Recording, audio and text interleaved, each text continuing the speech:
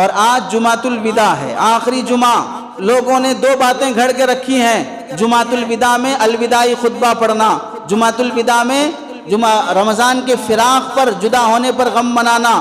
شریعت سے ثابت نہیں ہے۔ رمضان نبی کو، صحابہ کو، تابعین کو، تبع تابعین کو، اولیاء، محدثین، فقہاء سب کو ملا ہے۔ کسی سے بھی جمعۃ الوداع کی یہ رسم ثابت نہیں ہے۔ جمعہ آخری جمعہ نہیں ہے، اس کے بعد بھی جمعہ آئیں گے۔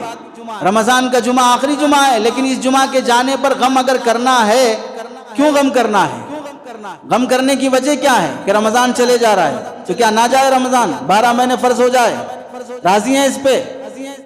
عید کی خوشیاں نہ ملے، پھر یہ ڈھونگ کیوں ہے؟ جب حقیقت تسلیم نہیں ہے تو پھر یہ ڈھونگ کیوں ہے؟ جانا ضروری ہے اس کا، تاکہ عید کی خوشیاں ملے، اگلا رمضان ملے، زندگی گزرے۔ اللہ کے نبی علیہ السلام نے کیا فرمایا؟ دیکھو حدیث کا خلاصہ کیا ہے؟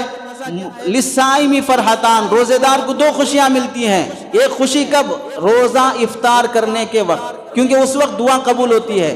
تو ہر دن کا افطار ہفتے میں بدلتا ہے، ہفتے کا افطار مہینے میں بدلتا ہے۔ تو اگر ہفتہ گزرنا دکھ کی بات ہے تو پھر روزانہ کا افطار بھی دکھ کی بات ہے۔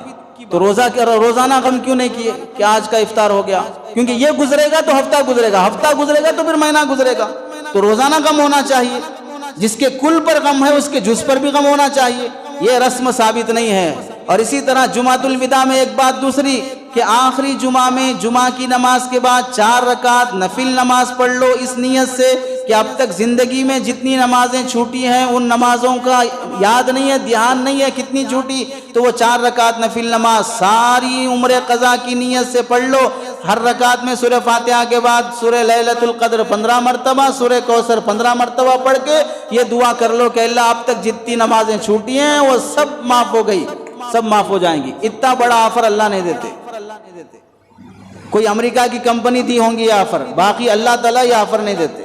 اگر خالی 4 رکعت نماز میں، وہ بھی آگے یہ بھی بولتے ہیں کہ 70 سال کی نمازیں بھی چھوٹی ہیں سب معاف ہو جائیں گی۔ کتنی حماقت کی باتیں! اگر یہ بات ہے تو پھر نماز چھوڑنے پر کیا کیا وعیدیں ہیں، فرض نماز جماعت سے نہیں پڑھنے پر کس قدر وعیدیں ہیں۔ اللہ کے نبی علیہ السلام نماز کا حساب سب سے پہلے قیامت میں لیا جائے گا، یہ سب باتیں کیوں ہیں؟ پھر ہر بندہ یہی نیت سے رہے گا کہ اگلا رمضان آئے گا، 4 رکعت پڑھ لوں گا، بس ختم ہے۔ پھر ہمارے دعوت تبلیغ کے ساتھیوں کو گھر گھر پہنچ کے نماز کی محنت کرنے کی ضرورت کیا ہے؟ کیوں نہ مسجد آباد کرنے کی ضرورت ہے؟ وجہ یہ ہے کہ یہ اہم ہے، یہ من گھڑت ہے۔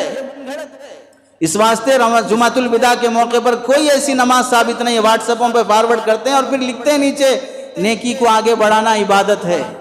یہ نیکی نہیں ہے، یہ گناہ ہے جو آگے بڑھایا جا رہا ہے۔